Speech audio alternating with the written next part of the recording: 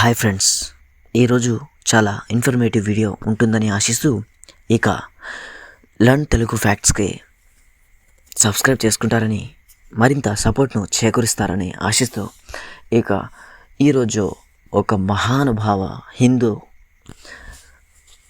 ఒక సామ్రాట్ ముస్లింలను గడగడలాడించిన ఒక గొప్ప మహానుభావుడు గురించి తెలుసుకోబోయే ముందు మన ఛానల్ని సబ్స్క్రైబ్ చేసుకోండి.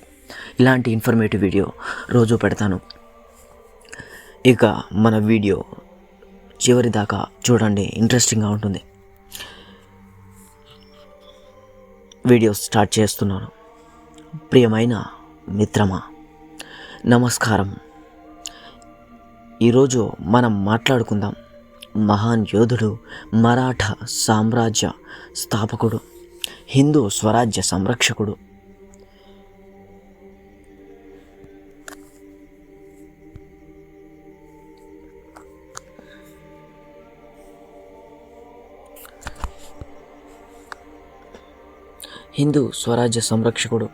ఛత్రపతి శివాజీ మహారాజ్ గురించి.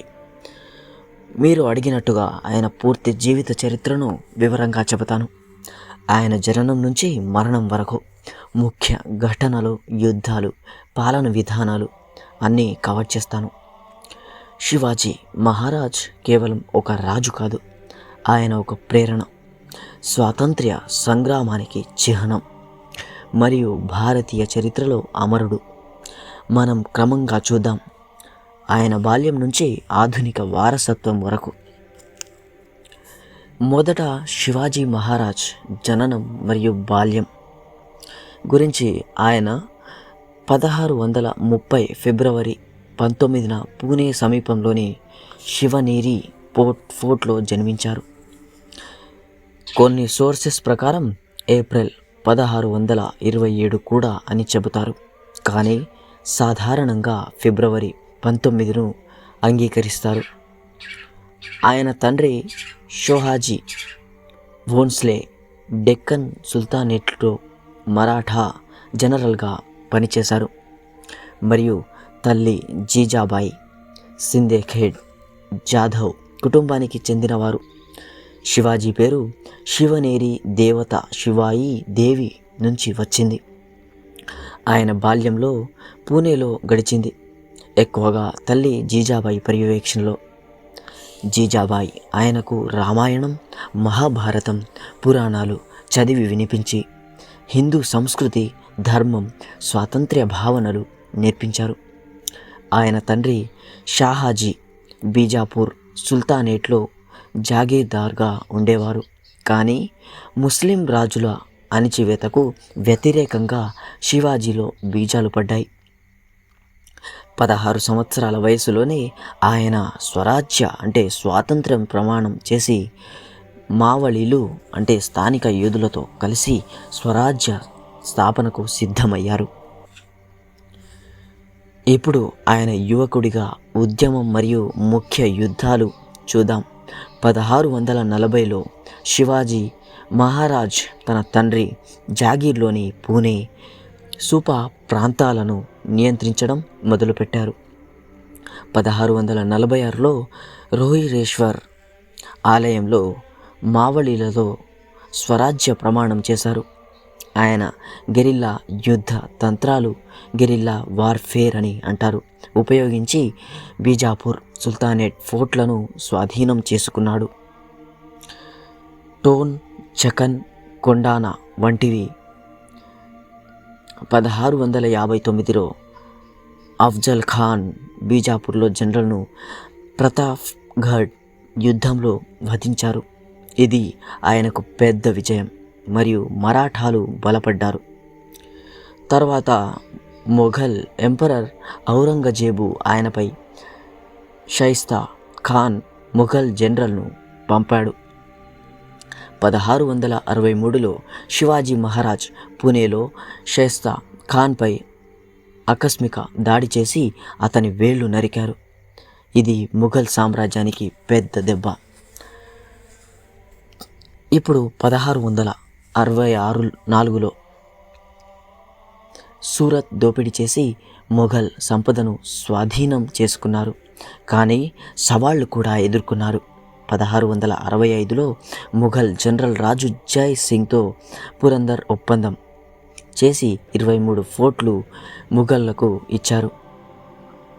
1666లో ఔరంగజేబు ఆహ్వానంతో ఆగ్రా వెళ్ళి అక్కడికి అవమానానికి గురై బందీగా ఉంచబడ్డారు.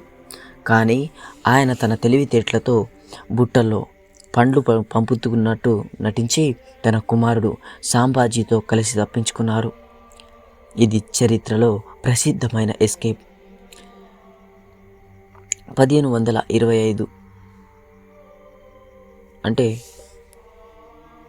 ఆయన 1500 కాదు, తిరిగి వచ్చి కోల్పోయిన ఫోర్ట్లను తిరిగి స్వాధీనం చేసుకున్నారు మరియు మరాఠా సామ్రాజ్యాన్ని విస్తరించారు.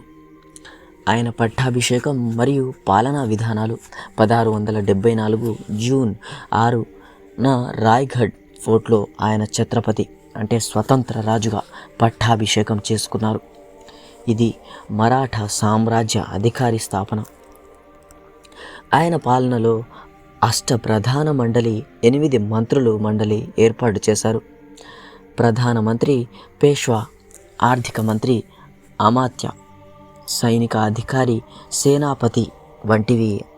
ఆయన నౌకాదళం అంటే నేవీ ఫోర్స్ స్థాపించారు. ఇది మరాఠాలకు సముద్ర రక్షణ ఇచ్చింది. మత సహనం, రైతుల రక్షణ, మహిళల గౌరవం ఇవి ఆయన పాలనా సూత్రాలు. ఆయన భాష సంస్కరణలు చేసి రైతులకు సహాయం చేశారు మరియు సైన్యాన్ని బలోపేతం చేశారు. ఆయన కుటుంబం గురించి శివాజీ మహారాజ్ 8 భార్యలు. సాయిబాయి మొదటి భార్య, సోయరాబాయి, పుతలాబాయి, సక్వర్బాయి, గుణవంతబాయి, కాశీబాయి, లక్ష్మీబాయి, సుగుణాబాయి. ఆయనకు 4 కుమారులు. వారే సాంబాజీ, రాజారాం మరియు 2 కుమార్తెలు. సాంబాజీ తర్వాత రాజు అయ్యారు. చివరి సంవత్సరాలు మరియు మరణం 1678లో 79లో కర్ణాటక అభియానం చేసి సామ్రాజ్యాన్ని విస్తరించారు. కానీ 1680 ఏప్రిల్ 3న రాయ్గఢ్ ఫోర్ట్లో జ్వరం వల్ల మరణించారు. వయస్సు 50 సంవత్సరాలు. ఆయన మరణం తర్వాత సాంబాజీ రాజు అయ్యారు మరియు మరాఠా సామ్రాజ్యం మరింత విస్తరించింది. స్నేహితులారా, శివాజీ మహారాజ్ వారసత్వం ఇప్పటికీ జీవించే ఉంది. ఆయనకు హిందూ హృదయ సామ్రాట్ అంటారు మరియు మహారాష్ట్రలో ఆయన జయంతి ఘనంగా జరుపుకుంటారు. ఆయన జ్ఞానం, ధైర్యం, న్యాయం మనకు స్ఫూర్తి ఇస్తాయి. ఈ వీడియోలో శివాజీ డీటెయిల్స్ ఇంకా ఆయన యుద్ధాలు, నౌకలు, దళాలు గురించి విన్నారు. తర్వాత రాబోయే ఇన్ఫర్మేటివ్ వీడియోలో శివాజీ ఎలా హిందూ పోరాటం మొదలుపెట్టాడో తెలుసుకుందాం. అయితే ఈ వీడియో చివరి దాకా చూసారని ఆశిస్తూ, వీడియో నచ్చితే, ఇన్ఫర్మేటివ్గా ఉంటే దయచేసి మన ఛానల్ని సబ్స్క్రైబ్ చేసి మరింత నలుగురికి షేర్ చేసి మరింత సపోర్ట్ని అందిస్తారని మీ ఇలాంటి తెలుగు ఫ్యాక్ట్స్లో. ఇక ధన్యవాదాలు. జై శివాజీ, జై భవానీ, జై హింద్.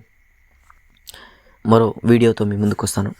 అంతవరకు stay tune to learn Telugu facts.